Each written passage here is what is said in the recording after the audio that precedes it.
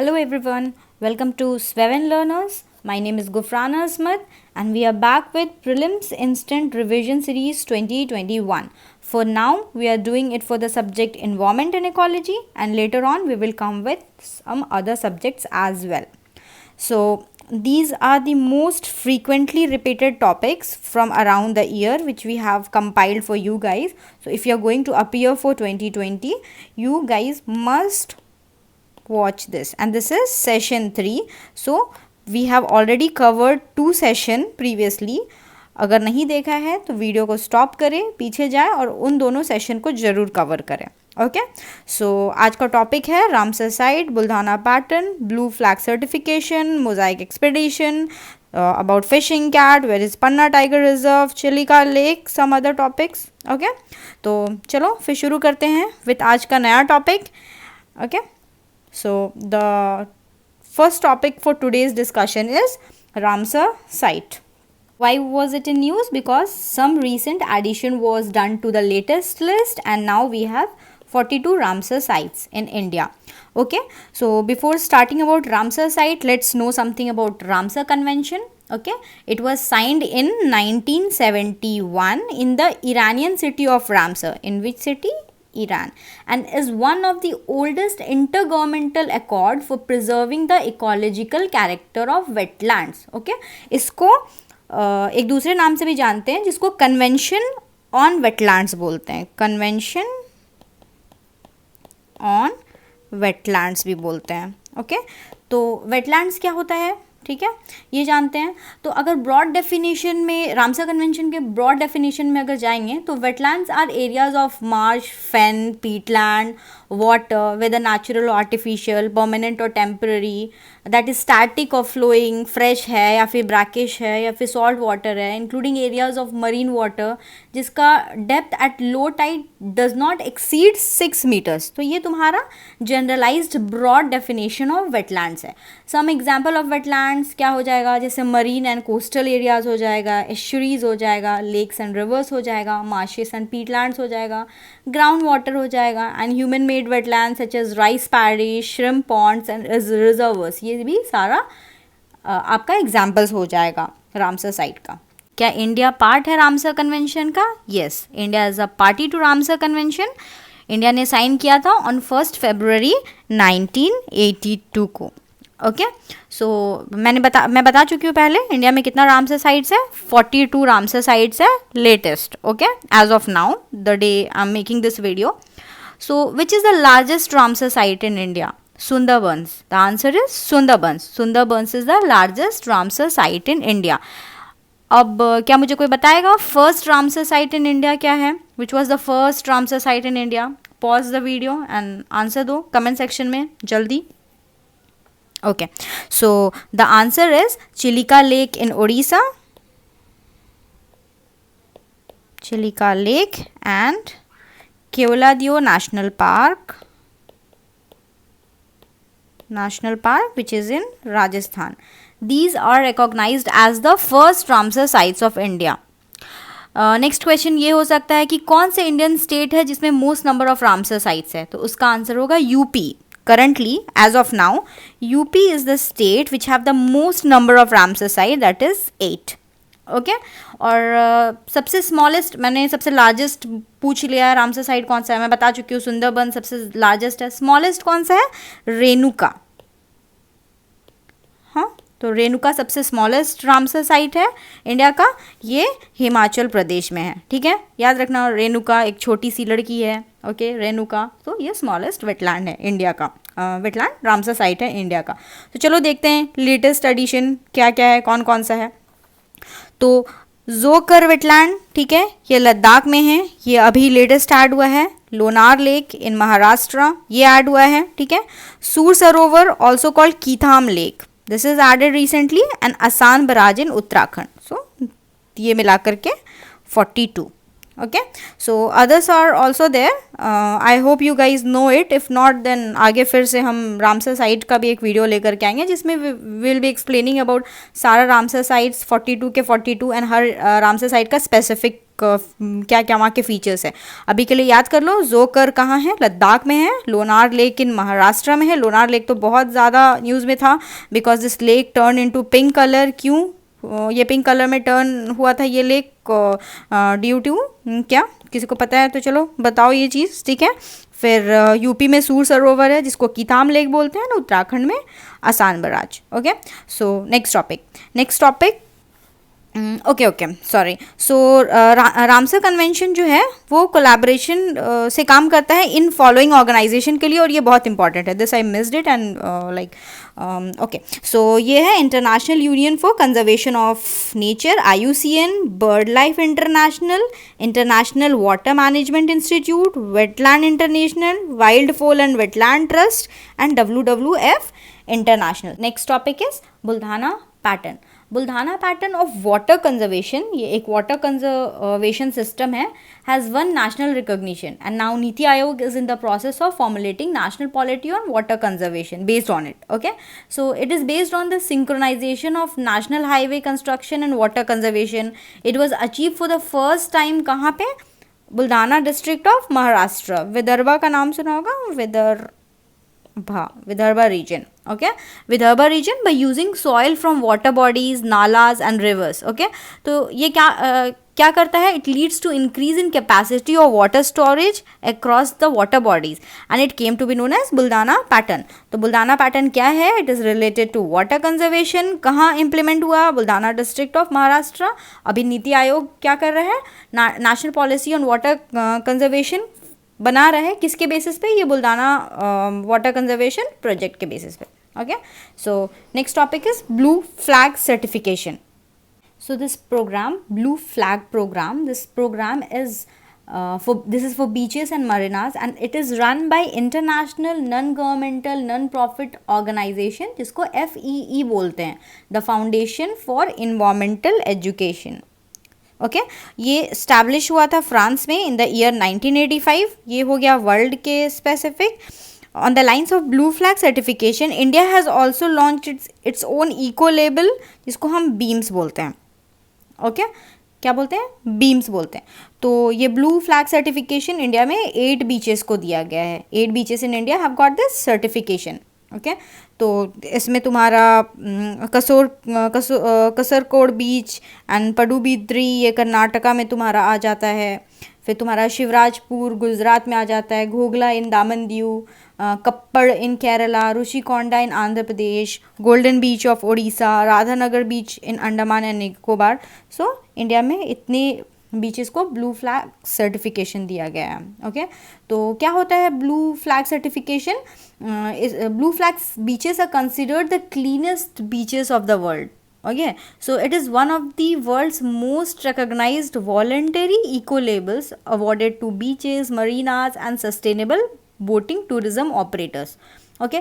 तो अगर क्वालिफाई करना है ब्लू फ्लैग के लिए तो बहुत एक series of stringent environmental, educational, safety, accessibility, बहुत सारा क्राइटेरिया ले करके ये जो ऑर्गेनाइजेशन है तुम्हारी फी ये देती है ब्लू फ्लैग सर्टिफिकेशन. और इंडिया में ब्लू फ्लैग सर्टिफिकेशन के लिए इंडिया ने अपना on the lines of this has launched its own eco label that is called BEAMS. Okay.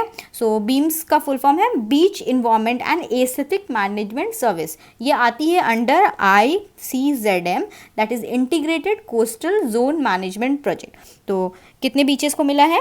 8 beaches को मिला है. ये सारे बीचेस का नाम याद रख लेना: Shivrajpur, Ghoghla, Kasarkod, Padubidri, Kappad in Kerala, Rushikonda in Andhra Pradesh, golden beach of Odisha, Radhanagar beach in Andaman Nicobar. Okay. Next is mosaic expedition, the multidisciplinary drifting observatory for the study of Arctic climate. It is an international research expedition to study the physical, chemical and biological process that coupled the Arctic atmosphere, sea ice, ocean, ecosystem, etc.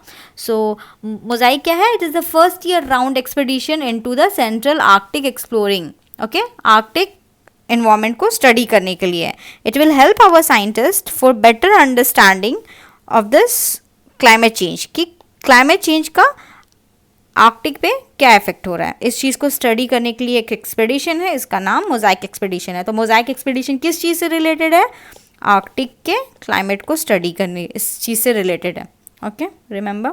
Environment pollution control authority, environment pollution control authority, this is constituted by supreme court. किसने constitute किया इसको? Supreme court ने। इसने prepare किया है graded response action plan to combat air pollution. कहाँ पे? Is it for all over India? No, it is for Delhi NCR. It is notified in 1998 by environment ministry under the environment protection act. तो graded response action plan क्या है? This plan works as an emergency measure, किस चीज़ के लिए? Pollution control के लिए। Remember, तुम्हारा environment pollution control authority, it was constituted by supreme court. क्या प्रिपेयर किया है? Graded response action plan. कहाँ के लिए? एनसीआर के लिए। Okay, so this is like how the government will work to curb bad air, क्योंकि पता है दिल्ली का क्या सिचुएशन है in respect to the air quality, बहुत ख़राब यहाँ का एयर क्वालिटी होता है। तो सो मोटो एक्शन लेकर के सुप्रीम कोर्ट ने इस चीज़ को बनाया। Okay, next topic is global carbon project. Global Carbon Project, it is an international research project within the Future Earth Research Initiative on Global Sustainability. It is a research project founded in 2001 to slow down and ultimately stop increase of greenhouse gases. Creates global budget. ये global carbon project क्या करता है? Global budget prepare करता है for 3 dominant green house gases. कौन कौन सा बहुत dominant green house gases surrounding में पाया जाता है? These gases are carbon dioxide, methane and nitrous oxide. Okay, तो ग्लोबल कार्बन प्रोजेक्ट किस चीज़ से रिलेटेड है? It is a research project to slow down and stop the increase of green house gases. कौन कौन सा गैस? Carbon dioxide, methane and nitrous oxide.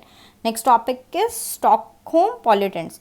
So Stockholm convention जो है ये ह्यूमन हेल्थ को बचाएगा परसिस्टेंट ऑर्गेनिक पॉल्यूटेंट से, और ये एक लीगली बाइंडिंग कन्वेंशन है। ओके, और क्या इस कन्वेंशन को इंडिया ने रैटिफाई किया है? Yes, India have ratified, sign and ratified this convention, Stockholm convention, in 2006। Next topic, sulphur dioxide emission. Okay, sulphur dioxide, India का सल्फर डाइऑक्साइड का एमिशन जो है वो डिक्लाइन हो गया है बाई 2019 के डेटा के हिसाब से। That is like first time in last 4 years। और ये एक रिपोर्ट आई थी, the name of the report is, this was like analysis was done by green peas India and centre for research on energy and clean air. इसकी report के basis पे हमको पता चलता है कि इंडिया का सल्फर डाइऑक्साइड एमिशन डिक्लाइन हुआ है। ओके, इंडिया लेकिन ऑक्यूपाई करता है top emitters position for the 5th consecutive year, followed by Russia and China. Even though there's a decline in the sulfur dioxide emission, but still we are like among the top emitter in sulfur dioxide. Next topic is Chilika Lake. Chilika lake Asia का largest brackish water lagoon है। ये ओडिशा में located है और इसको Ramsar site designate किया था, और ये इंडिया का ओल्डेस्ट रामसर साइट इसको बोलते हैं। Chilika lake and Keoladeo, I told you पहले कि first it comes among the first Ramsar site of India. तो बर्ड वॉचर्स के लिए it's like a very beautiful place. I have visited this place. अच्छा है, बहुत खूबसूरत है, बहुत सारी माइग्रेटरी बर्ड्स आती है यहाँ पे। चलो कुछ और information, Nalabana bird sanctuary and Mangala Jodi are the 2 places where the birds congregate। कौन सा प्लेसेस है? नालाबाना बर्ड सैंक्चुरी एंड मंगल जोड़ी। कहाँ है ये दोनों हैं ओडिशा में। ये एशिया का लार्जेस्ट ब्रैकिश वाटर लगून है, ये ओडिशा में लोकेटेड है, और one of the it is the oldest Ramsar site of India. Next is Panna tiger reserve. Panna tiger reserve UNESCO का एक मैन एंड बायोस्फीयर प्रोग्राम है, ठीक है।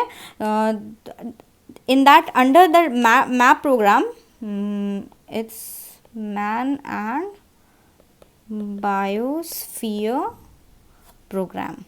ओके, ये एक यूनेस्को का एक प्रोग्राम है, मैप का फुल फॉर्म है। तो ये पन्ना टाइगर रिजर्व जो है it was recently included in the world network of biosphere reserve. Biosphere reserve क्या होता है? International designation given by UNESCO for representative parts of natural and culture landscape extending over large areas of terrestrial areas या फिर coastal areas. Okay तो ये होता है biosphere reserve. There are 18 notified biosphere reserve in India, of which 12 और recognised under MAB program. कितना biosphere reserve है India में? 18 है, जिसमें से 12 biosphere reserves that come under this map programme, UNESCO का मैन एंड बायोस्फीयर प्रोग्राम. बहुत सारा बायोस्फीयर रिजर्व है, जैसे cold desert in Himachal Pradesh, Nanda Devi Uttarakhand, Kanchenjunga in Sikkim, Dihang Dibang Arunachal Pradesh, Manas in Assam, Dibru Saikhowa in Assam, Nokrek in Meghalaya, Panna in Madhya Pradesh. Okay this is in Madhya Pradesh. Pachmarhi in Madhya Pradesh, Achanakmar, Amarkantak, Kutch, Similipal in Orissa, Sundarban in West Bengal, Seshachalam, Agasthyamalai, Nilgiri, gulf of Mannar in Tamil Nadu, Great Nicobar. तो ये 18 biosphere reserve in India में. Google करना, Google से ये 18 लिस्ट निकालना, उस लिस्ट का सारा नाम याद करना, उसमें कौन कौन सा मैप में आता है that also you have to remember. लेकिन recently Panna tiger reserve MAB program के अंदर ऐड हुआ है. ओके तो ये ज़रूर करना. These 18 biosphere reserves are very important. List को निकाल करके याद कर लेना, आज के आज ही याद कर लेना. Next topic is fishing cat. So ये जो फिशिंग कैट है it is generally found in mangrove forest of the Sundarbans.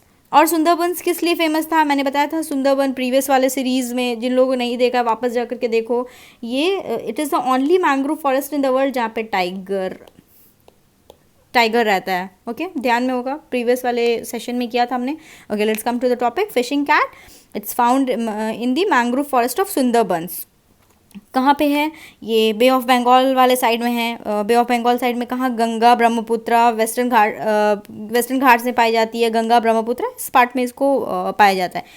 और ये कैट है, इसका जो IUCN स्टेटस है डाउनलिस्टेड टू वल्नरेबल. पहले ये इंडेंजर्ड कैटेगरी में आती थी, अभी ये फिशिंग कैट वल्नरेबल कैटेगरी में. ओके कहाँ पाई जाती है? Mangrove forest of Sundarban, western Ghats में भी, ब्रह्मपुत्र रिवर साइड में भी, और ये अपेंडिक्स 2 ऑफ साइड्स में आती है.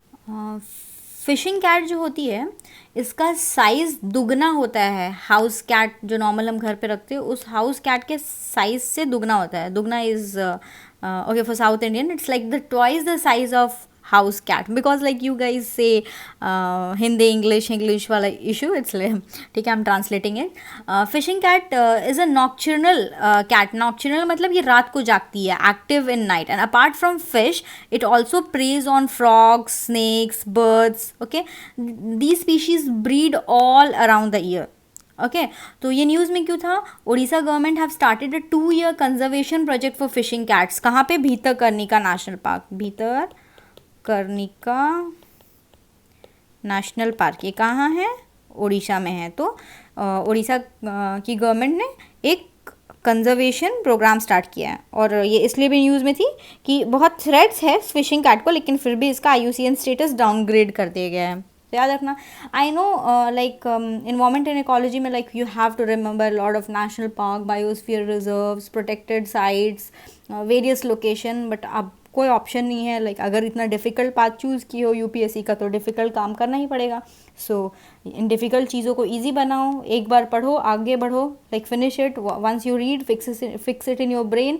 जैसे मैंने बोला बायोस्फीयर रिजर्व का लिस्ट डाउनलोड करो ऑनलाइन. 18 सेलेक्ट करो, दो करके रोज़ याद करो, then it will become easy. Okay then thank you, and please like share and subscribe the channel. And ज़्यादा से ज़्यादा लोगों को शेयर करो ये चैनल, ताकि हम लोगों को भी प्रेरणा मिले कि आगे हम और वीडियोस बनाएं आप लोगों के लिए. तो चलो फिर, thank you, have a good day, stay safe and please stay indoors. पढ़ाई पे ध्यान दो, stay indoors. And if anyone around you need help तो लोगों का हेल्प करें, do good things. Okay thank you, bye bye.